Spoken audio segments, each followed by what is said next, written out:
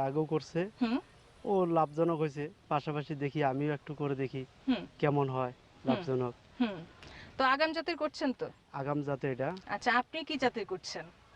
এটা হলো কুইকার। আপনিও কুইকার করছেন? হ্যাঁ, কুইকার। বাহ, বেশ ভালো। এই যে এখন বাঁধাকপির চাষ করছেন, আরো কৃষি কাজ কি করা হয়, অন্যান্য সবজি চাষ করা হয়? হ্যাঁ, এরপরে ইয়ার মালিক সিডের মধুমতি লাউ করছি আমি এর হুম আগে।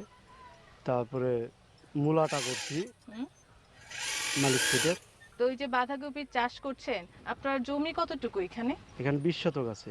20 শতক জমি আছে? 20 শতক। তো এই যে আপনার গাছগুলো তো দেখতে পাচ্ছি একটু ছোট, ভাইয়ের গুলো তো একটু বড় ছিল, আপনার হ্যাঁ, গুলোর বয়স কতদিন হলো এখন? আমার এটা বয়স 40 দিন। 40 দিন হলো। হুম। এই যে আপনি বললেন যে কুইকার চাষ করছেন, কুইকার জাতের বাঁধাকপি, হ্যাঁ, এটা কেন করছেন?